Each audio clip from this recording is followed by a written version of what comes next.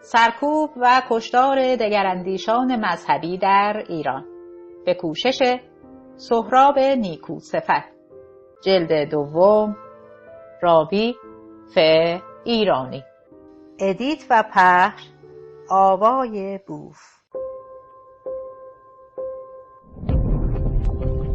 avayaboof.com.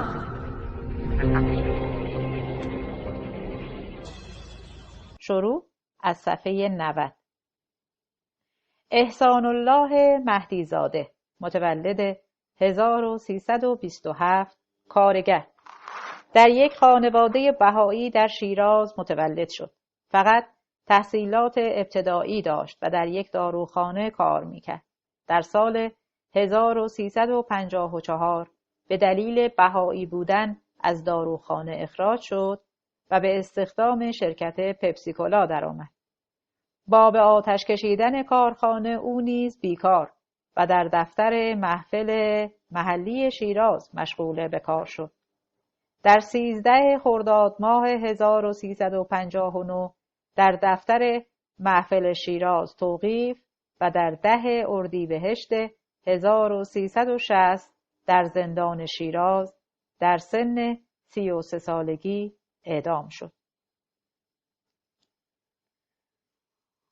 نامه احسان الله مهدی زاده از زندان عادل‌آباد به تاریخ 10 اسفند ماه 1359 خطاب به مادر خود.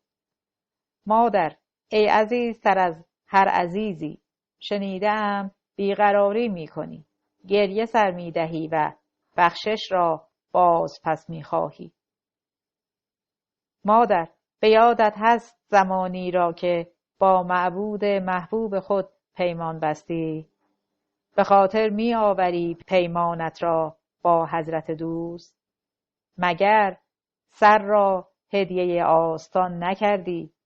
مگر تو نبودی که ملتمسانه شفای مرا خواستی به شرط تقدیم به ساحت اقدسش؟ پس بیقراری چرا؟ مگر ام اشرف را نمیدانی چه کرد؟ مگر سری که هدیه آستان محبوب شده پس گرفتنی است؟ تو که قول داده ای و تعهد سپرده ای، حال زمان آن فرا رسیده که به تعهد خود عمل کنی. ولی اطمینان قلبی داشته باش که به هر حال در جمیع عوالم در قلب منی و سرنوشت محتوم را هرچه باشد، با آنکه با آگاهی و وقوف کامل به عدم لیاقت و استحقاق فوز به مقامات رفیعه ممتنع حال است. با یاد تو و عزیزانمان با روحیه‌ای قوی و قوت قلب تحمل می‌کنم.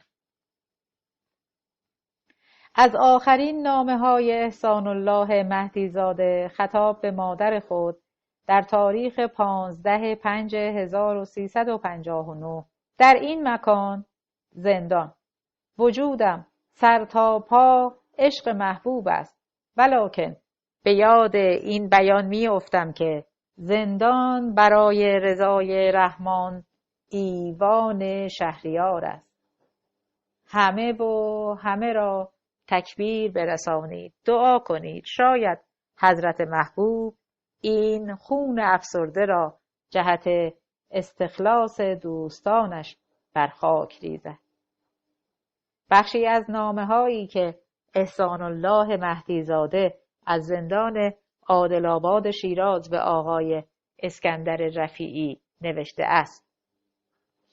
از ادعیه خالصانه شما و خانواده ذی قیمتم نسبت به خود ممنون و متشکرم، ولی از صمیم قلب از همگی شما می‌خواهم که به جای اینکه برای نجات من دعا بفرمایید، از خدا بخواهید که مرا به حسن خاتمه و رضای الهی موفق فرماید، و الا این امر اظهر من الشمس است که هر وقت اراده الهی تعلق بگیرد جمیع مشکلات بانی مرتفع.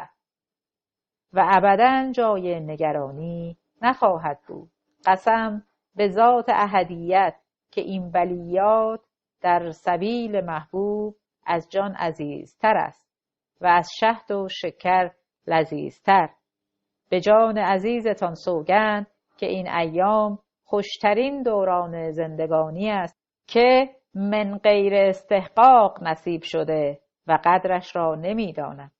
امید آنکه این حرکت مذبوحانه طلیعه افتتاح ابواب آسایش و رخاء بر وجود عزیز احبا گردد.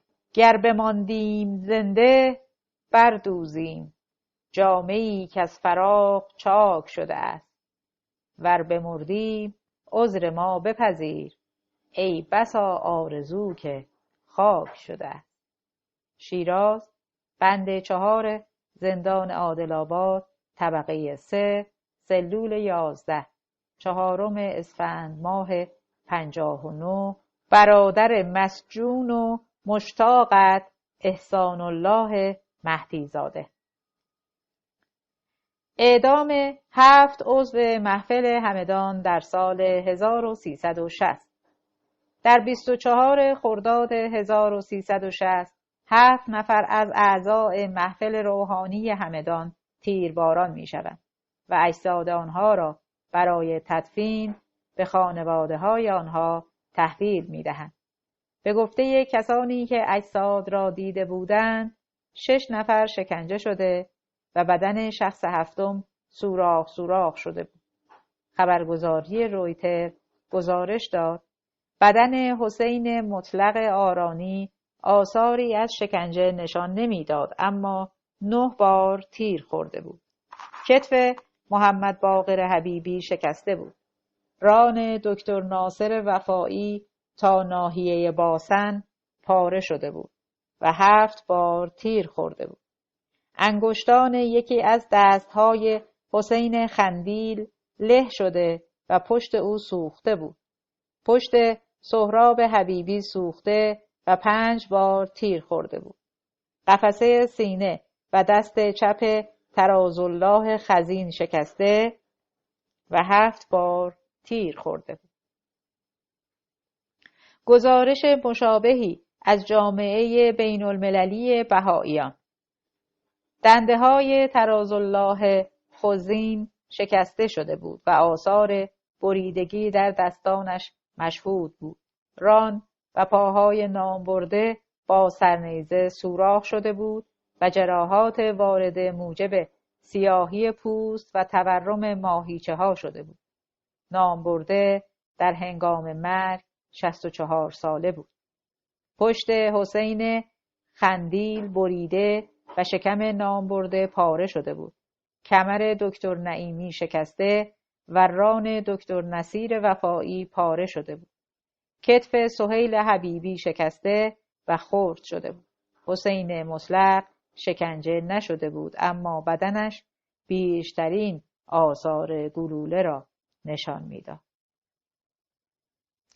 حسین مطلق آرانی متولد 1314، کارمند تجارتخانه، در توابع کاشان در خانواده‌ای مسلمان دیده به جهان گشود.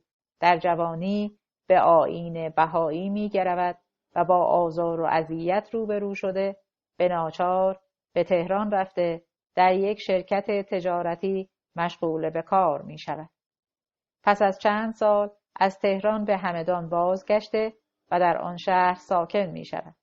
از همان اوائل ورود به تهران در تشکیلات بهایی فعال بود. در سال 1358 برای اولین بار توقیف، اما پس از چندی آزاد شد. در اواخر دی ماه برای دیدن فرزندان خود به اسپانیا رفت و پس از چند ماه به ایران بازگشت. در 21 مرداد 1359 دستگیر و در 14 خرداد 1360 به همان اتهامات رایج علیه بهائیان در سن 46 سالگی اعدام شد. محمد باقر داخل پرانتز سهیل پرانتز بسته حبیبی متولد 1311، کارمند تجارتخانه، در همدان متولد شد. بعد از پایان دبیرستان در بازار در یک شرکت تجارتی مشغول به کار می شود. در تهران و در منزل دختر خود دستگیر شده و او را به عنوان فئودال و ثروتمند همدانی از تهران به همدان می‌فرستند. در همدان پس از شکنجه در سن 49 سالگی اعدام شد. دکتر ناصر وفایی، متولد 1310، پزشک، در همدان متولد شد و پس از پایان تحصیلات دبیرستانی در دانشکده پزشکی تهران تحصیل کرد و در سال 1338 موفق به اخذ دکترا شد. عضو محفل همدان بود و در سن 50 سالگی اعدام شد. وفایی به مردم همدان خدمات بسیار کرده بود و اعدام او اعتراض برخی از مردم را برانگیخت. بنابر نوشته خانم دکتر وفایی، حاکم شهر در یک مصاحبه تلویزیونی گفت: چرا این همه میگویید؟ چرا دکتر وفایی را کشتید؟ چرا دکترها را کشتید؟ چرا 7 بهایی را کشتید؟ آنها جاسوس بودند. اگر دکتر وفایی به مردم و پیرزنها خدمت میکرد، مقصدش تبلیغ بوده. چرا اینقدر نامه مینویسید و تلفن میکنید؟ حسین خندیل، متولد 1321، تاجر، در همدان در یک خانواده بهایی متولد و پس از پایان تحصیلات دبیرستانی در تجارتخانه پدر مشغول به کار شد. از اوان جوانی در تشکیلات بهایی فعال بود و در سال 1358 به عضویت محفل محلی همدان انتخاب شد. خندیل در سال 1359 همراه با دیگر اعضای محفل دستگیر شد و به هنگام اعدام 39 ساله بود. سهراب حبیبی، متولد 1312، کارمند بهداری، در همدان در یک خانواده بهایی متولد و کارمند دفتر محفل همدان بود. در سن 50 سالگی در همدان اعدام شد. طرازالله خزین، متولد 1296، کارمند تجارتخانه، در شهر کاشان در یک خانواده بهایی متولد شد. خانواده او به دلیل اذیت و آزار متعصبان به کرمان می‌روند. طرازالله خزین برای یافتن کار به اهواز و پس از ازدواج به همدان رفته در آن شهر ساکن می شود. در همدان به عضویت محفل در می آید، در همان شهر دستگیر و در سن 64 سالگی اعدام می شود.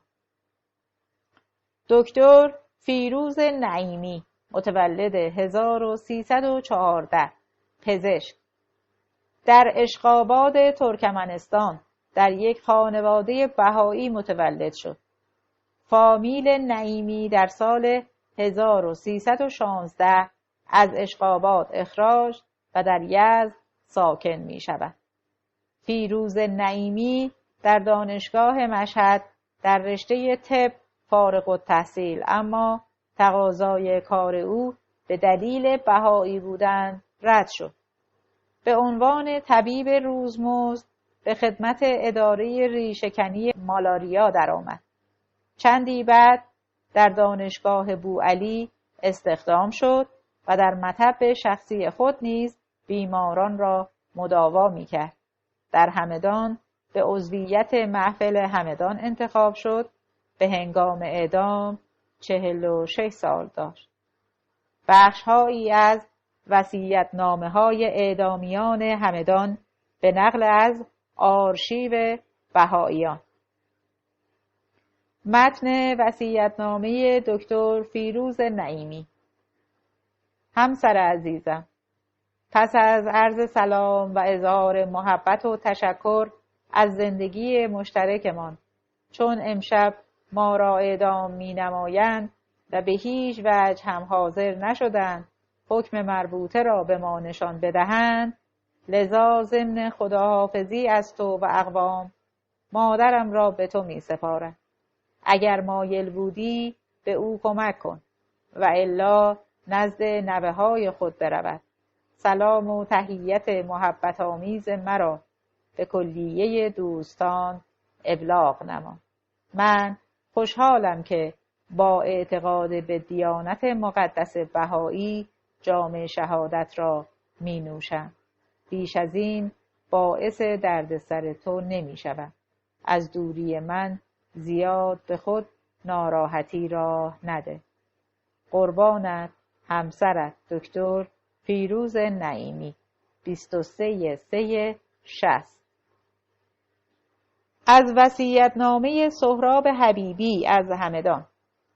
همسر عزیز و مهربانم و فرزندان و نور چشمان عزیز، تصدق شما عزیزان اینک ساعت 5 به 11 شب 23/3/60 از طرف دادگاه انقلاب احضار و دعوت به میدان شهادت شدی. آرزو دارم همینطور که من در اطمینان قلب و آرامش خاطر و وجدان هستم و جسماً از شما عزیزان جان و دلم جدا می شوم، شما هم همین آرامش و سکون را رعایت نمایید. همسر عزیزم، امیدوارم که بقیه عمر را در نهایت خوشی و موفقیت بگذرانید.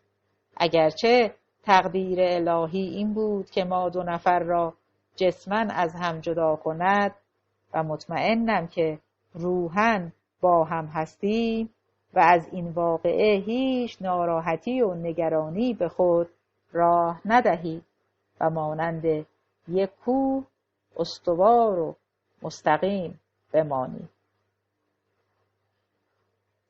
از نامه حسین مطلق به خانواده خود. زندگی هر کسی را پایانی است و چه خوش است که این پایان همراه با افتخار و صداقت و ایمان باشد. من در آخرین لحظات از درگاه جمال قدم می خواهم که شما همیشه قلبی پر از ایمان و مهربان با هم و دلسوز به همه مردم داشته باشید. خوشحالم که زندگی من سرانجام خوشی داشت. من در حق آنهایی که نسبت به من نیز این چنین قضاوت و عمل می کنند دعا می کنم و امیدوارم حقایق بر همه مردم روشن شود. امشب بهترین دعای زندگیم را کردم. از خواهران و برادرم و به خصوص مادرم حلالیت می طلبم و خداحافظی می کنم و همه را می بوسم. فدای الطافتان. اعدام 3 بهایی در اوین در سال 1360. در اول تیر ماه 1360 3 بهایی به نامهای مهندس بزرگ علویان، هاشم فرنوش و فرهنگ مودت در زندان اوین اعدام می شود. مهندس آقا بزرگ علویان متولد 1301 مقاطع کار در قریه مافروزک از توابع ساری مازندران دیده به جهان گشود. در دوران کودکی پدر خود را از دست داد و تحت سرپرستی مادری بهایی رشد کرد. پس از پایان دوران دبیرستان از ساری به تهران رفت و در دانشکده فنی تهران در رشته برق و مکانیک فارغ التحصیل شد و همراه با 2 نفر از دوستان خود یک شرکت ساختمانی تأسیس کرد. قبل از انقلاب در شهر کان فرانسه اقامت داشت، اما ترجیح داد که به ایران بازگردد و در روزهایی که جامعه بهایی با سرکوب شدید جمهوری اسلامی مواجه بود، در تشکیلات بهایی فعالیت کند. در خرداد 1359 محل شرکت و منزل او را بازرسی می کنند و مقداری کتاب و پرونده های او را می برند. 15 روز بعد او را احضار می کنند. در 12 مهر ماه 1359 وی خود را معرفی می کند. چندین بار از او می خواهند که دست از آیین بهایی بردارد تا او را آزاد کنند. بر آیین خود می ماند.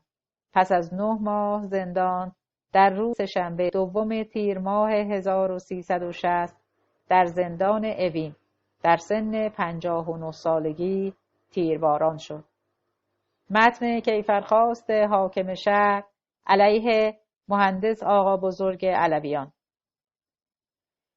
آقا بزرگ علویان عضو فعال تشکیلات صهیونیستی فرقه ضاله، به خصوص عضو مرکز فرماندهی بهایی در تهران و تشکیل جلسات ضد اسلامی و غیر رسمی، از نظر قانون اساسی صرفاً به منظور تقویت فرقه ضاله در منزل شخصی متهم و گردآوری کمک‌های مالی برای جامعه بهایی در خارج از کشور، علویان اقرار نمود که بعد از آزادی از زندان گزارشات مدت بازداشت را به محفل ملی ایران خواهد داد. او گفته است که اطاعت از دستورات بیت العدل حیفا برایش واجب و لازم الاجراء است.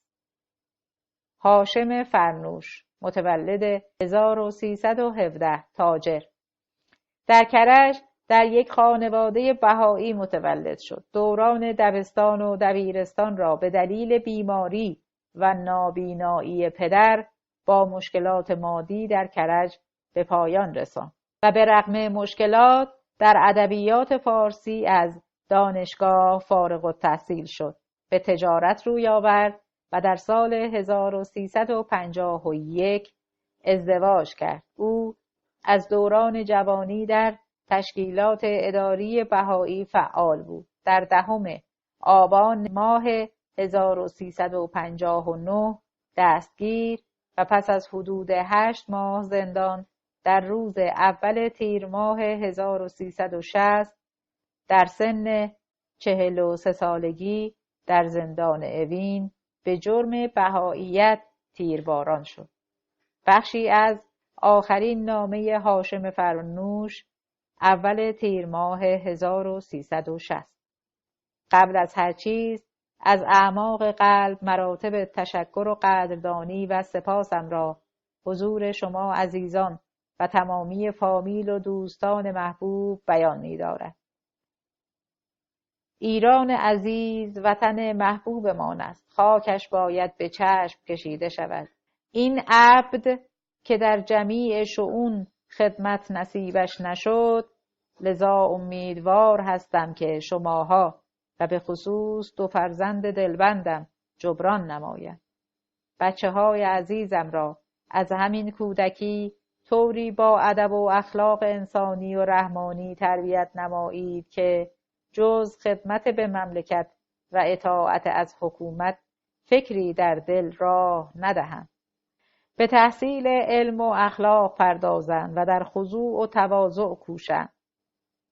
مادر جان، برادر جان، همسر جان، ما که قلباً به عالم بعد و ارواح پایبندیم و با تمامی وجود به اراده خداوند منان معترف، تقاضا دارم بیتابی و تشویش و نالیدن و مویه کردن را تا سرحد امکان فراموش نمایی. دلم می‌خواهد همسر عزیز موجب تسلی خاطر همگان شود. این کلمات را به کمال اطمینان قلب و در حضور آقایان مودت عزیز و علویان عزیز می نویسم و آن 2 نیز هر کدام مشغول تحریرند.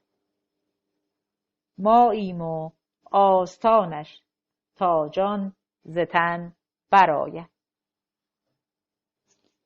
فرهنگ مودت، متولد 1304، کارمند دولت. در خانواده‌ای که از همان دوران ظهور باب به او پیوسته بود متولد شد.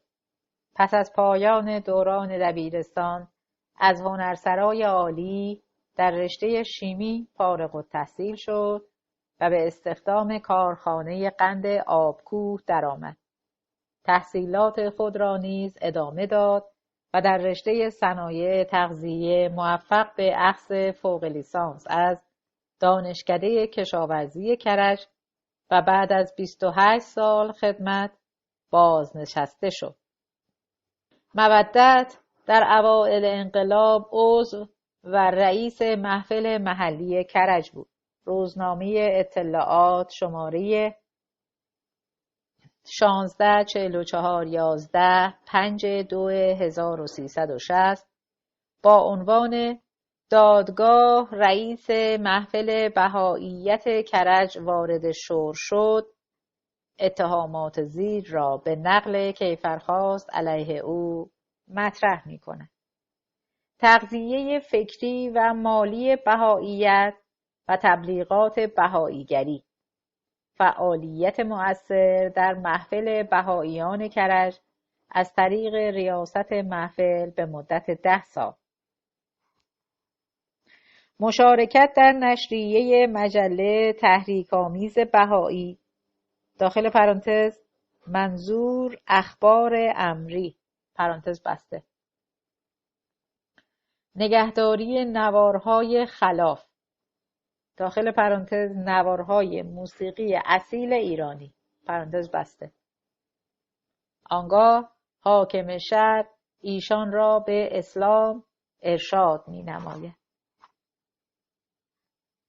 جواب مودت منفی بود. در تاریخ اول تیر ماه 1360 در زندان اوین در تهران تیرباران شد. بخشی از وصیت‌نامه فرهنگ مودت از زندان اوین اول تیر ماه 1360. هله عاشقان بشارت که نماند این جدایی، برسد زمان وحدت بکند خدا خدایی. فرزندان عزیز و همسر فداکارم را از دور می‌بوسم. من در این زمان در وجودم احساس افتخار می‌کنم. شما هم انشاءالله بتوانید به وجود چنین پدری افتخار داشته باشید. فرزندانم، سیاه نپوشید. فقط از جانب من و برای خاطر من زیارتنامه حضرت عبدالبها را یک بار زیارت نمایید. بدیعالله فرید، متولد 1307، آموزگار. در یک خانواده بهایی در شیراز متولد شد. بعد از پایان دوران دبیرستان در تهران به شغل آموزگاری روی آورد و همزمان در دانشکده حقوق تهران به تحصیل ادامه داده و در رشته قضایی لیسانس گرفت و در رشته علوم اداری موفق به اخذ فوق لیسانس شد. 30 سال در اداره فرهنگ خدمت کرد. بدیعالله فرید از دانشمندان جامعه بهایی محسوب شده و او را پایه‌گذار مؤسسه معارف عالی بهایی می‌دانند. پس از بازنشستگی به وکالت روی می‌آورد. در اوایل انقلاب سفری به آمریکا می‌کند، اما به رغم پیشنهاد اقامت در آمریکا با آگاهی از دشواری‌های پیش روی به ایران باز می‌گردد. او را در بهمن 1358 دستگیر و پس از 17 ماه زندان بر طبق اطلاعیه دادستانی انقلاب به جرم عضویت در لجنه ضیافات، عضویت لجنه ناحیه 7 تهران، عضویت در کمیسیون حقوقی مسافرت به انگلیس و آمریکا، نوشتن رساله عرفان و عمل مفسد فی الارض شناخته به اعدام محکوم می‌کنند. در 3 تیر ماه 1360 در زندان اوین در سن 53 سالگی اعدام شد. بعد از اعدام اموال و خانه او را مصادره کردند. یدالله پوستچی متولد 1298 تاجر در شیراز در خانواده‌ای بهایی متولد شد. دوران دبستان و دبیرستان را در شیراز و تهران گذراند. پس از پایان دوران دبیرستان برای مدت کوتاهی در اداره قند و شکر کار کرد. پدر او غلام حسین پوستچی املاک خود را در تهران و شیراز به جامعه بهایی بخشید. پوستچی از دوران جوانی در تشکیلات بهایی فعال و سالها عضو محفل محلی شیراز و در دوران انقلاب در تهران مسئول دفتر محفل ملی بود. در بهمن ماه 1358 او را دستگیر و در 3 تیر ماه 1360 پس از 16 ماه زندان و شکنجه در سن 62 سالگی اعدام کردند. دکتر مسیح فرهنگی متولد 1291 پزشک در یکی از دهات شهسوار در خانواده‌ای مسلمان متولد شد. پدر او معمم و معلم مدرسه بود. مسیح در جوانی برای ادامه تحصیل به تهران می رود و بر اثر آشنایی با جوانان بهایی به آیین بهایی می گرود. در تهران پزشکی خواند و ازدواج کرد. همسر او هم پس از مدتی به آیین بهایی می پیوندد. مسیح فرهنگی از روزی که به آیین بهایی گروید تا روزی که اعدام شد از فعالین جامعه بهایی و مدتی عضو محفل ملی بهاییان ایران بود. در اسفند ماه 1358 به اتهام بهایی بودن دستگیر و در 3 تیر ماه 1360 در زندان اوین در سن 69 سالگی اعدام شد. ورقا تبیانیان متولد 1302 دامدار در سنگسر در خانواده‌ای بهایی متولد شد. مدتی در سنگسر دامداری داشت و مدتی نیز در تهران دفتر معاملات املاک. در دوران حکومت جمهوری اسلامی 2 بار در اسفند 1357 تا مرداد 1358 و مرتبه دوم در شهریور ماه 1359 بازداشت و در 3 تیر ماه 1360 در زندان اوین در سن 58 سالگی تیرباران شد. اعدام 2 بهایی در کاشمر در مرداد 1360. کمال الدین بختاور متولد 1306 کارمند وزارت کشاورزی در اردبیل و در خانواده‌ای بهایی متولد شد. پدر او که کارمند اداره پست و تلگراف بود در سال 1314 داخل پرانتز دوران رضاشاه پرانتز بسته به جرم بهایی بودن از کار خود اخراج شده بود. او خانواده خود را به تهران برد. کمال الدین در تهران دوران دبیرستان را گذراند و از دانشکده حقوق فارغ التحصیل شد. کمال الدین برای تحصیل معارف اسلامی به کراچی رفت و پس از پایان تحصیل در سال 1344 به ایران بازگشت. بختاور در تهران از فعالین جامعه بهایی بود و در مجالس عمومی از اعتقادات خود دفاع می‌کرد و بدین سبب کراراً با گروه‌های اسلامی مباحثه داشت. بختاور در تیر ماه 1360 در مشهد و به حکم قاضی شرع تهران دستگیر شد، اما زندان مشهد از تحویل گرفتن او سر باز زد. او را به کاشمر میبرند و در زندان سپاه پاسداران کاشمر زندانی میکنند. حدود 2 هفته در زندان بود. در دادگاه زندان کاشمر محاکمه شد و جریان دادگاه از بلندگو برای مردمی که در اطراف زندان جمع شده بودند پخش شد.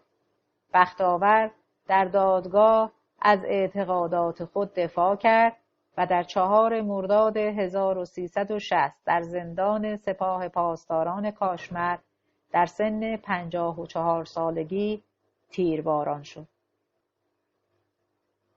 عزت‌الله فروهی، یکی از اعضای محفل ملی دوم، در نامه‌ای خطاب به فرزند خود در انگلیس محاکمه و اعدام بختاور را شرح داده است. در صفحه 102 سند شماره 21: اگر می‌خواهی بدانی به احبای ایران چه می‌گذرد و چگونه شهید می‌شوند، چه حالی دارند، تاریخ را به خصوص داستان شهدای سبعه تهران را مجدداً بخوان که آن داستانها قسمت کوچکی است از آنچه امروز اتفاق می‌افتد. همه مردانه در کمال شجاعت و مردانگی به میدانگاه عشق می‌شتابند. بختاور یادآور سلیمان خان است که سرود عشق می‌خواند. در دم تیرباران شدن قریب 1.5 ساعت در مقابل جمعی از 2000 نفر اغیار به دفاع از امر مبارک با بیان شیوای خود پرداخت و مردانه جان داد. نعمت‌الله کاتب پورشهیدی، متولد 1292، کارمند. سابقه خانواده پورشهیدی به دوران اولیه جنبش بابیه برمیگردد. جد او ملا محمد ملک در جنگ‌های مازندران قلعه طبرسی به قتل رسید. پدر بزرگ او ملا محمد حسین خط خوبی داشت و از آثار سید علی محمد باب و بهاءالله نسخه برداری می‌کرد و بدین سبب او را کاتب می‌نامیدند. چون به بهایی بودن معروف بود، با اذیت و آزار روبرو بود. پدر او میرزا هدایت الله دارای تحصیلات قدیمی بود و از راه مکتبداری و کشاورزی امرار معاش می‌کرد. مادر او دختر خدیجه خانم نامی بود که 2 پسر او به جرم بهایی بودن به قتل رسیده بودند. نعمت‌الله اولین فرزند این خانواده بود. نعمت‌الله کاتب پورشهید در 18 بهمن 1292 در بشرویه متولد شد. تا 12 سالگی در مکتبخانه پدر خواندن و نوشتن را فرا گرفت. مدتی در بشرویه، فردوس، مشهد، کاشمر کارمند دولت بود. نعمت‌الله از فعالین جامعه بهایی بود و نزد مردم به بهایی بودن معروف بود. پس از بازنشستگی به نمایندگی شرکت امنا، شرکتی که به بهاییان تعلق داشت، در خراسان منصوب شد. او را در تیر ماه 1360 در مشهد دستگیر کرده و به زندان سپاه پاسداران کاشمر تحویل می‌دهند. در روز اول مرداد 1360 رادیو استان خراسان اعلام می‌کند که محاکمه جاسوسان اسرائیل در شهر کاشمر به طور علنی برگزار خواهد شد. محاکمه در سالن مدرسه‌ای برگزار می شود. حضور تماشاچیان در دادگاه آزاد بود، اما به منسوبان متهمان اجازه ورود به سالن را ندادند. از دستگیری نعمت الله تا اعدام او 2 هفته بیشتر طول نکشید. کاتب پورشهیدی و بختاور را در 4 مرداد ماه در زندان سپاه پاسداران کاشمر به جوخه اعدام می سپارند. ملای کاشمر مانع دفن اجساد آنان در گورستان می شود. 2 جنازه را به نیشابور می برند و در آنجا دفن می کنند. به نقل از زندانیانی که بعدها آزاد شدند، در آخرین ساعات شبانگاه اعدام چند تن از روحانیون برای اخذ تبری و توبه از انتساب به دیانت بهایی نزد محکومین رفتند و چون ناامید شدند گفتند پس برای مرگ آماده باشید. جواب آقای شهیدی این بود که من مدت هاست آماده‌ام. حکم اعدام در ساعت 1:45 صبح اجرا شد. چون ماه رمضان بوده، حکم را قبل از مراسم خوردن سحری اجرا کردند. نعمت الله به هنگام اعدام 68 سال داشت. پیش از اجرای حکم اعدام به محکومین اجازه دادند تا وصیت‌نامه بنویسند. اعدام اعضای محفل محلی تبریز در 7 مرداد 1360 8 تن اعضای محفل روحانی محلی تبریز در داخل محوطه زندان به اتفاق دکتر دخیلی تیرباران شدند. عبدالعلی اسدیاری آموزگار در 24 خرداد 1358 به دستور قاضی طباطبایی نماینده آیت الله خمینی در تبریز دستگیر، اما بعد از 10 روز آزاد شد. بار دوم در 20 خرداد 1359 دستگیر و 21 روز در سلول انفرادی و 1 سال در بند عمومی زندانی و در 7 مرداد 1360 در سن 58 سالگی به جرم بهایی بودن در زندان تبریز تیرباران شد. اسماعیل زهتاب یک بار در 27 شهریور 1358 دستگیر و در 22 فروردین 1359 آزاد شد، اما بار دوم در 27 تیر 1360 دستگیر و پس از 1 روز همراه با 7 متهم دیگر اعدام شد. دیگر اعضای این گروه دکتر پرویز فیروزی در 28 تیر ماه 1359، مهدی باهری در 12 مرداد 1359، دکتر مسرور داخلی در 15 تیر 1360، حسین اسدالله زاده در تیر ماه 1359 و حبیب الله تحقیقی در اسفند ماه 1359 دستگیر شده بودند. در زندان به 8 بهایی پیشنهاد می‌کنند که از آیین بهایی دست بردارند تا آزاد شوند، اما آنها این پیشنهاد را رد می‌کنند.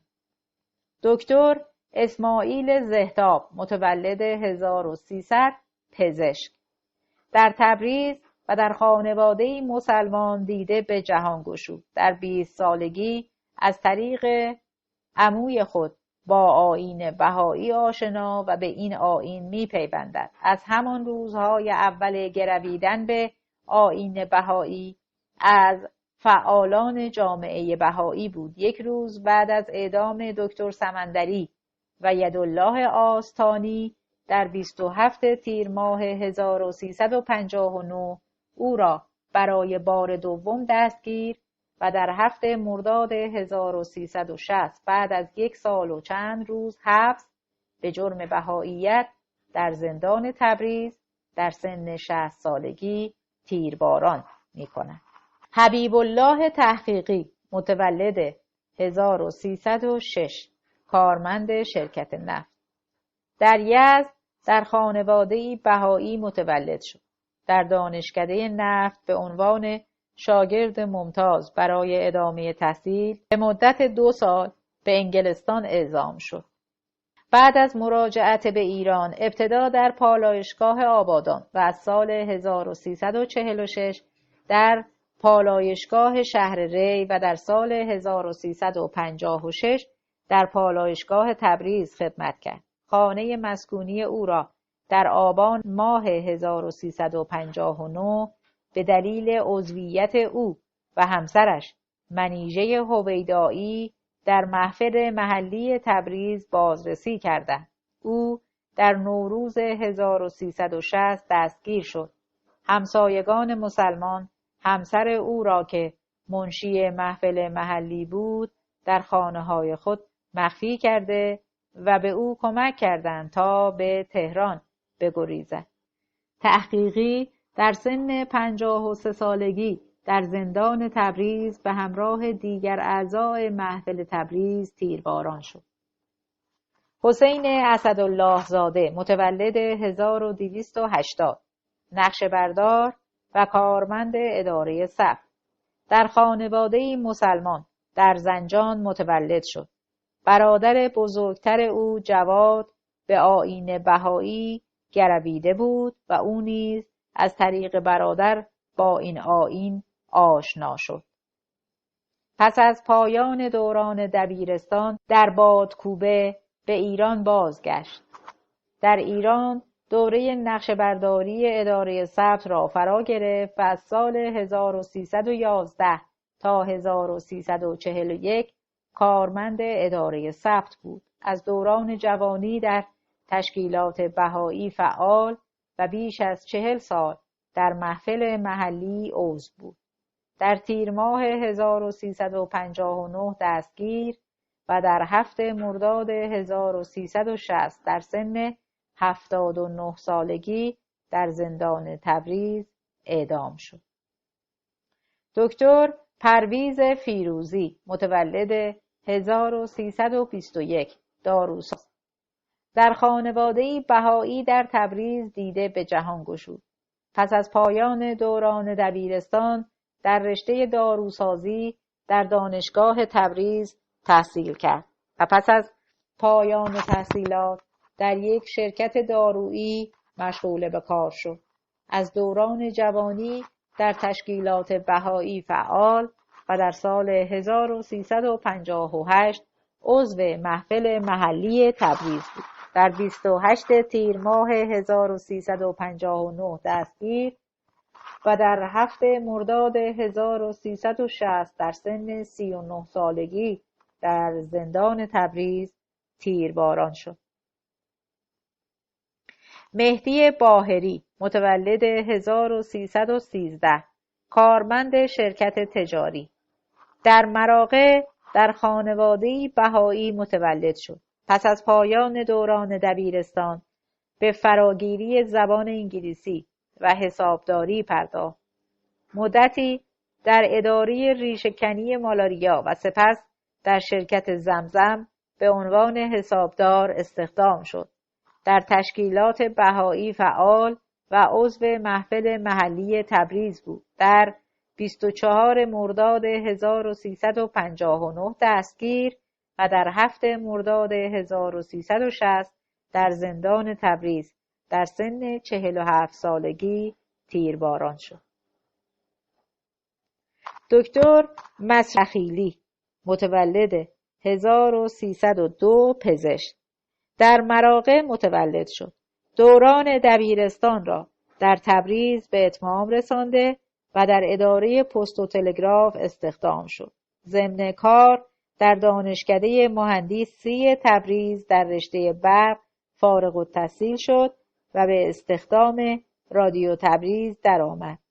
در این شغل در دانشکده پزشکی تبریز ادامه تحصیل داد و موفق به اخذ دکترا شد. 10 سال در اداره بهداری میاندو آب کار کرد. در اوایل انقلاب به تبریز رفت. از سن 21 سالگی عضو محفل محلی تبریز و از فعالین جامعه بهایی بود. دکتر دخیلی را در تیر ماه 1360 در رشت دستگیر کرده و به تبریز می‌فرستند. در تبریز به حکم حاکم شهر به اعدام محکوم و به اتفاق 8 تن از اعضای محفل تبریز در 7 مرداد 1360 در سن 58 سالگی در زندان تبریز تیرباران شد.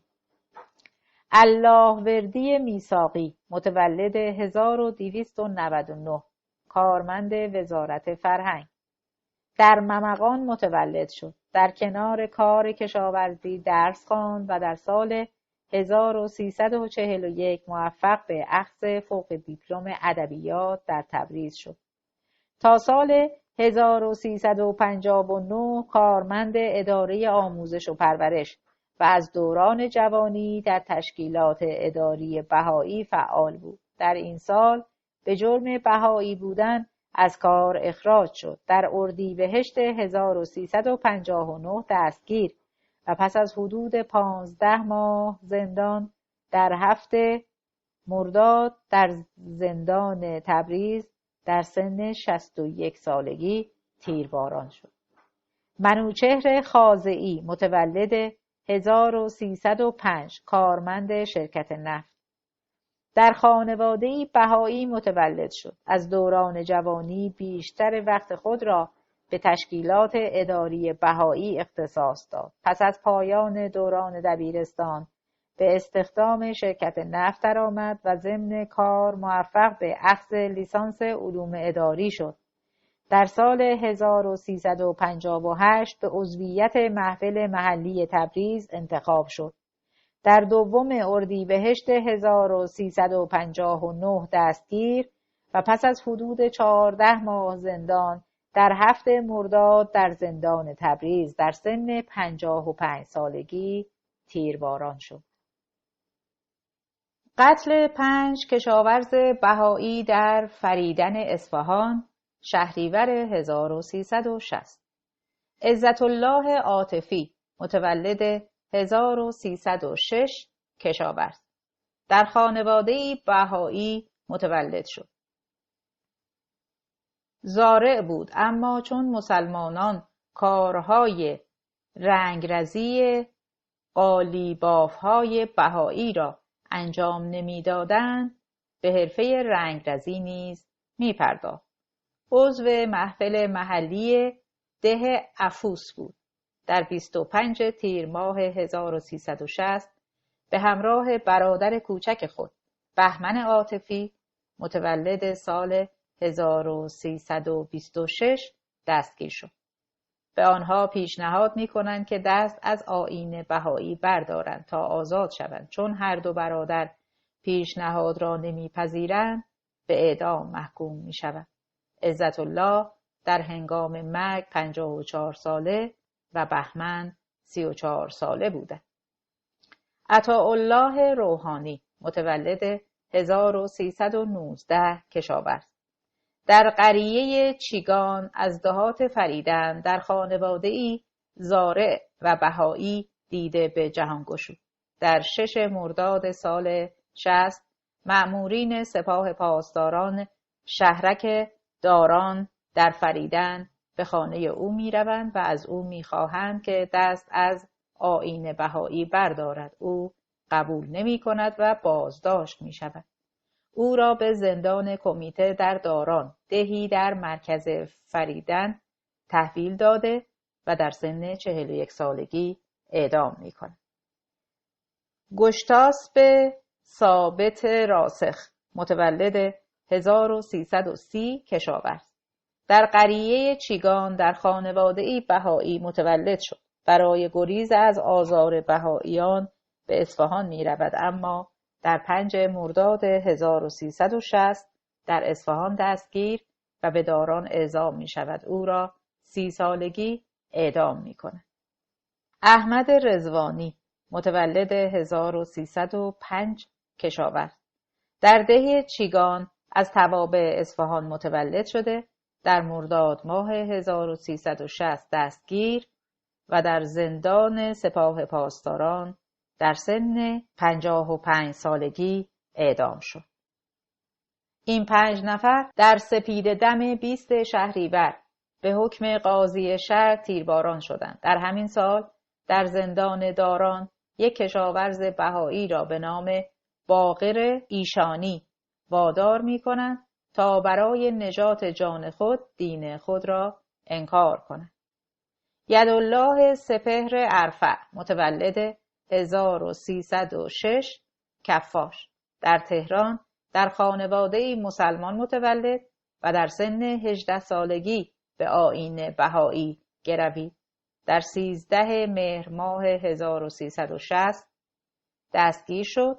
به او اجازه می‌دهند که از زندان اوین به خانه خود تلفن کند. میگوید جرمی ندارم، به زودی آزاد خواهم شد.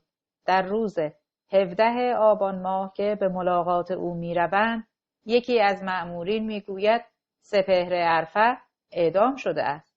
مسئولان زندان به خانواده او میگویند که او به بهایی بودن افتخار میکرد و سزای او مرگ بود. جسد او را در لعنت‌آباد دفن کردند. به هنگام اعدام 55 ساله بود. اعدام 8 بهایی در دیماه 1360. چنانکه گفته شد، پس از بازداشت و اعدام اعضای محفل ملی بهاییان، جامعه بهایی اعضای محفل دوم خود را در جمهوری اسلامی در 7 شهریور 1359 انتخاب می‌کند. 8 تن از اعضای این محفل: مهدی امین، جلال عزیزی، عزت الله فروهی، ژینوس نعمت محمودی، محمود مجذوب، قدرت الله روحانی، سیروس روشنی و کامران صمیمی در 22 آذر ماه 1360 در منزل زق الله مؤمن بازداشت شدند. در 6 دی ماه 1360 این 8 تن را اعدام و جسدهای آنان را در گورستان کفرآباد دفن می‌کنند. مهدی امین متولد 1215 وکیل دادگستری در یک خانواده بهایی در تهران متولد شد. پس از پایان دبیرستان در رشته حقوق تحصیل و به کار وکالت مشغول بود. از دوران جوانی از فعالین جامعه بهایی بود و در سن 65 سالگی اعدام شد. عزت الله فروهی متولد 1313 پزشک در بروجرد از توابع چهارمحال و بختیاری در خانواده‌ای که مادر بهایی بود متولد شد.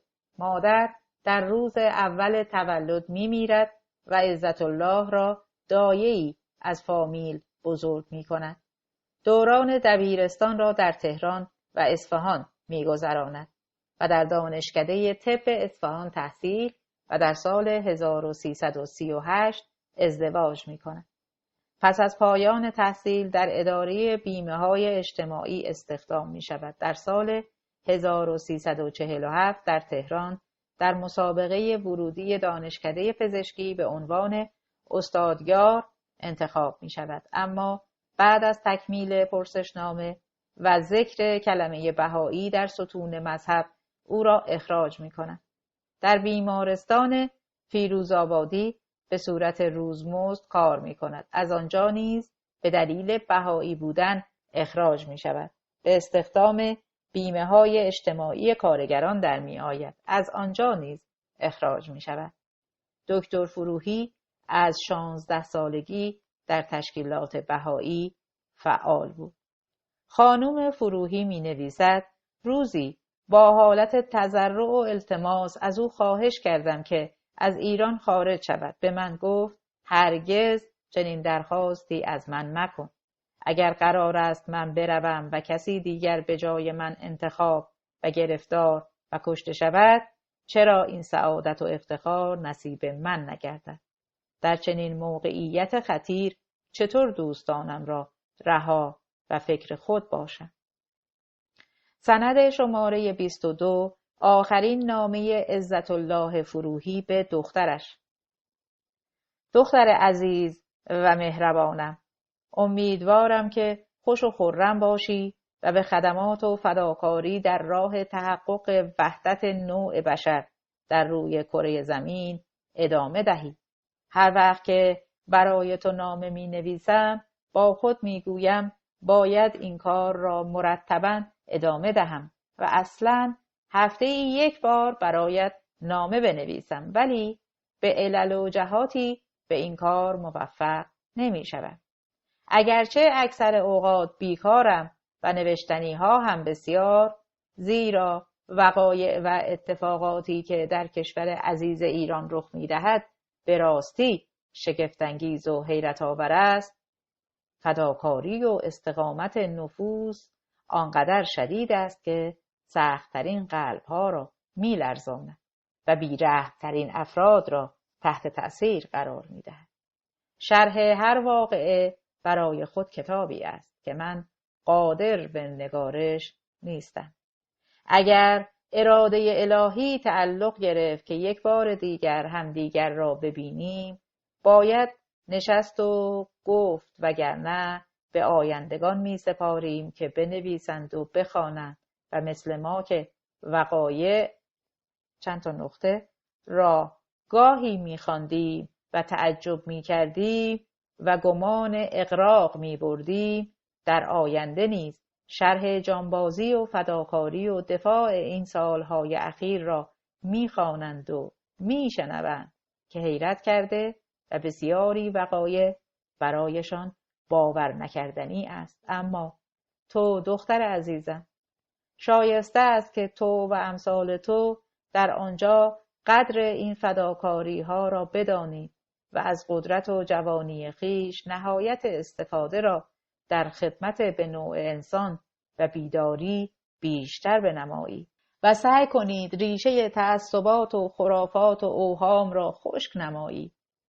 اول خود امر مبارک را بشناسید و از مطالعه آثار مبارکه غفلت نورزید که داروی هر دردی در آثار مبارکه است و بشریت را نجاتی نیست جز اجرای تعالیم الهی. خب دختر عزیزم، چون مطلب نوشتنی کمتر دارم، به امید دیدار میمانم. راجع به درس و فرا گرفتن هنرها هم سفارش لازم را میکنم. رانندگی را هم هرچه زودتر تکمیل کن که کاری است برای هر فرد ضروری. از نامه هایی که می نویسی خیلی خوشحال می شویم، ولی هنوز عکس ها نرسیده است.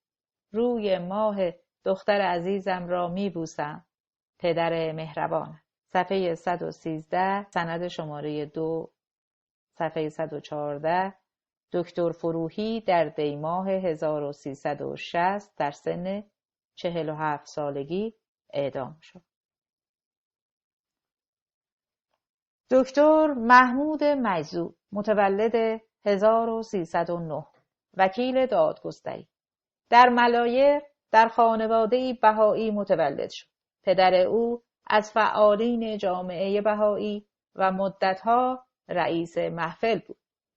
تا کلاس نهم در ملایر تحصیل می کند. در آن روزگار آزار کودکان اقلیت‌های مذهبی در دبستان‌ها و دبیرستان‌ها شیوه‌ای جاری بود. محمود مجذوب نیز اثر چند شکستگی در پیشانی را بر اثر پرتاب سنگ از این دوران به یادگار داشت. محمود مجذوب در رشته حقوق تحصیل و چند سالی در نروژ و فنلاند ساکن و در تشکیلات بهایی این دو کشور فعالیت می کند. به ایران باز می گردد و در دانشگاه تهران در رشته حقوق موفق به اخذ دکترا می شود و به کار وکالت می پردازد. به هنگام اعدام 51 سال داشت. دکتر سیروس روشنی اسکوئی متولد 1304 پزشک در تبریز در خانواده‌ای بهایی متولد شد. در دانشکده نظام در رشته طب تحصیل و در رشته بیهوشی متخصص شد. در تبریز به عضویت محفل محلی انتخاب می شود. به تهران منتقل و به عضویت محفل ملی انتخاب و در 56 سالگی اعدام شد. کامران صمیمی متولد 1304 آموزگار. در سال 1304 در خانواده‌ای بهایی متولد شد. فرزند میرزا احمد صمیمی و نوه میرزا محمد خان صمیمی از پیروان اولیه بهاءالله و از دوران جوانی در تشکیلات بهایی فعال بود. بعد از پایان دوران دبیرستان مدتی در نجف آباد، شهرستانی در 30 کیلومتری اصفهان، کودکان بهایی را تعلیم می‌دهد. به هندوستان رفت و در بازگشت به ایران مدرسه‌ای به نام مکتب زبانهای خارجی تأسیس کرد. مدتی در اندونزی ساکن شد. در بازگشت به ایران در دفتر محفل ملی مشغول به کار می‌شود. در این زمان برای بازپس گرفتن املاک مصادره شده و کمک به بهائیانی که بر اثر انقلاب اسلامی مجبور به ترک خانه و زندگی خود شده بودند، مأمور می شود تا با مقامات دولتی ایران در تماس باشد. بعد از ناپدید شدن اعضای محفل ملی اول به عنوان عضو محفل ملی دوم انتخاب می شود. در نامه‌ای به تاریخ 11 سپتامبر 1980 می نویسد: اخیراً شهادت 7 نفر از دوستان یزد نیز مزید بر علت شده، گرچه تعلمات روحی شدید است و عواطف و احساسات بی‌حد متأثر شده، ولی جای شکر 1000 بار است که عنایات و الطاف الهی شامل حال است و 19 ساعت بعد از دستگیری اعضای محفل ملی تازه شروع به کار کرد و اعضای محفل خود را به آیت الله و رئیس جمهور به اسم محفل ملی بهائیان معرفی کردیم و من به سمت رئیس محفل انتخاب شدم. در نامه دیگری به تاریخ 13 فوریه می نویسد: همکارانم در محفل ملی صبح که از منزل خارج می شوند مطمئن نیستند که آیا شب به منزل مراجعت می کنند یا نه، ولی حق گواه است که هیچ یک کوچکترین تزلزلی ندارند و با عزمی راسخ و قلبی مملو از عشق جمال معبود سرخوشند. این فقط مختص همکارانم نیست، بلکه اغلب دوستان چنین روحیه‌ای دارند. او را در 56 سالگی اعدام می‌کنند. جلال عزیزی متولد 1307 تاجر. در خانواده‌ای بهایی در تهران متولد شد. پس از پایان دبیرستان برای ادامه تحصیل به آلمان می‌رود و در رشته اقتصاد تحصیل می‌کند. به ایران باز می‌گردد و در تشکیلات اداری بهایی فعال می‌شود. عضو محفل محلی تهران بود و پس از ناپدید شدن اعضای محفل اول به عضویت محفل ملی دوم انتخاب شد. برای دیدار فرزندان خود به انگلیس می رود. در انگلیس خبردار می شود که ممنوع الخروج شده است. برخلاف توصیه دوستان خود به ایران باز می گردد. به پیشنهاد محفل خانه مسکونی خود را ترک و به زندگی مخفی روی می آورد. در نامه‌ای می نویسد: گاهی از شبها ساعت 11 شب به خانه یکی از اقوام مراجعه نموده و اجازه می خواستم که یک شب آنجا مهمان باشم. او در جلسه محفل روحانی ملی در بهمن ماه 1360 همراه با 7 نفر دیگر توقیف شد. نشریه پیام بهایی چگونگی قتل او و 2 عضو دیگر محفل کامران صمیمی و دکتر مجذوب را چنین گزارش می‌دهد: از قرائن و اشارات گوناگون به نظر می‌رسد 3 نفر از اعضای هیئت عامله محفل مقدس روحانی ملی، جلال عزیزی، امین صندوق، کامران صمیمی، رئیس و دکتر مجذوب منشی در اثر شکنجه دار فانی را ودا گفتند، زیرا از 5 نفر دیگر وصیت‌نامه به دست آمده و از این 3 نفر وصیت‌نامه‌ای در دست نیست. اجساد این 3 نفر را جداگانه بدون تشریفات قانونی و مذهبی به خاک سپردند، بدون اطلاع به افراد خانواده یا اعلام در روزنامه و یا رادیو. جلال عزیزی در سن 52 سالگی به قتل می‌رسد. ژینوس نعمت محمودی متولد 1307. پدر او عباس نعمت در حدود سال 1280 برای یادگیری فن چاپ به آلمان می رود و بعد از یادگیری این فن به ایران باز می گردد. مادر ژینوس کمالیه خانم از زنان فرهنگی و معلم مدرسه تربیت بنات یا دختران بود. ژینوس در خانواده‌ای فرهنگی تربیت و پس از پایان تحصیلات دبیرستانی در دانشگاه تهران در رشته فیزیک موفق به اخذ فوق لیسانس با تخصص در هواشناسی شد. به عنوان اولین زن هواشناس در ایران مشغول به کار می شود و پس از مدتی ریاست مدرسه عالی هواشناسی را بر عهده می گیرد. او را بنیانگذار هواشناسی دریایی ایران می داند. ژینوس نعمت کتاب‌هایی چون اطلس جغرافیایی ایران را تألیف کرد. در ماه‌های اول انقلاب به دلیل بهایی بودن از کار اخراج شد. ژینوس از دوران جوانی از فعالی بود. در نامه‌ای که در جون 1981 برای فرزندان خود می‌نویسد، وضعیت بهائیان را در انقلاب اسلامی شرح می‌دهد. ایام پرارزشی که ما می‌گذرانیم برایمان حال‌های عجیبی می‌آورد. این زندگی عجیب که به هیچ لحظه آن مطمئن نیستی که چگونه ادامه پیدا می‌کند. آن لحظاتی که وقتی از خانه بیرون می‌روی باید خیلی مراقب باشی، زیرا معلوم نیست برایت چه برنامه‌ای در پیش است.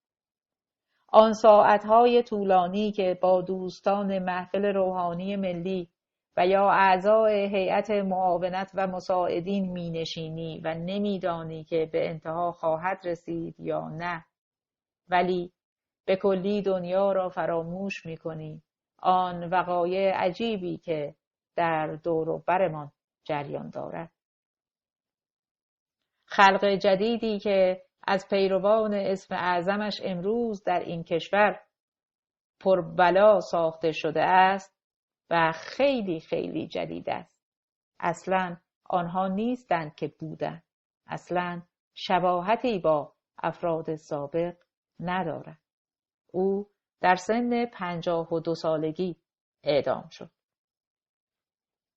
دکتر قدرت‌الله روحانی متولد 1305 وکیل دادگستری در جوشقان کاشان در خانواده‌ای بهایی متولد شد. پدر او ارباب فضل الله از محترمین جوشقان بود. قدرت‌الله دوران دبستان و دبیرستان را در تهران گذرانده و در دانشکده حقوق تحصیل کرد و پس از پایان تحصیلات در اداره ثبت استخدام شد، اما کوتاه مدتی بعد استعفا داد و دفتر وکالت باز کرد. در سن 55 سالگی تیرباران شد. در 12 آبان 1360 6 تن از اعضای تازه انتخاب شده محفل تهران در جلسه‌ای که در منزل شیدرخ امیرکیا بقا برگزار شده بود دستگیر می‌شوند. یکی از بستگان محمود نورایی که اعدام شد چنین گزارش می‌دهد: در حالی که اعضای محفل روحانی محلی در سلول انفرادی بودند، به آنها شانس تبری از مذهب بهایی و به دست آوردن موقعیت مجدد خود در جامعه داده شده بود. تنها یک نفر از دستگیر شدگان، منوچهر بقا، ترک مذهب کرده و آزاد شد. اعدام 7 بهایی در دیماه 1360. دکتر خسرو مهندسی، متولد 1308، استاد دانشسرای عالی در کرمان در خانواده‌ای بهایی متولد شد و فارغ التحصیل دانشسرای عالی تهران در رشته فلسفه و علوم تربیتی بود. برای ادامه تحصیل به آمریکا رفت و موفق به اخذ دکترا و پس از بازگشت از آمریکا به سمت دانشیار دانشسرای عالی انتخاب شد. از دوران جوانی در تشکیلات بهایی فعال و در شهرهای مختلف عضو انتخابی محافل و نهایتاً عضو محفل محلی تهران بود. در 14 مرداد 1360 به حکم قاضی شهر در سن 52 سالگی در زندان اوین تیرباران شد. شیوا محمودی، متولد 1324، کارمند رادیو، در خانواده‌ای بهایی متولد شد. پس از پایان دوران دبیرستان در دانشگاه ملی در رشته اقتصاد و بانکداری تحصیل کرد و در اداره رادیو مشغول به کار و در اوایل انقلاب اسلامی به جرم بهایی بودن اخراج شد. از دوران جوانی در تشکیلات اداری بهایی فعال بود. در سال 1359 به عضویت محفل محلی تهران انتخاب و در 14 مرداد 1360 به حکم قاضی شهر در 36 سالگی در زندان اوین اعدام شد. مهندس کوروش طلایی، متولد 1327، معمار، در خانواده‌ای بهایی در تهران متولد شد. پس از دوران دبیرستان از دانشکده هنرهای زیبا در رشته معماری فارغ التحصیل و در شرکت امنا که متعلق به بهاییان بود مشغول به کار شد. مسئول نگهداری و تعمیر اماکن تاریخی بهایی بود و از تخریب خانه سید باب در شیراز فیلمی تهیه کرد. در سال 1358 به عضویت محفل محلی تهران انتخاب و در 14 مرداد 1360 به حکم قاضی شهر در 33 سالگی در زندان اوین تیرباران شد. فتح‌الله فردوسی، متولد 1297، تاجر، در خانواده‌ای بهایی در جاسب متولد شد و برای تحصیل به کاشان رفت.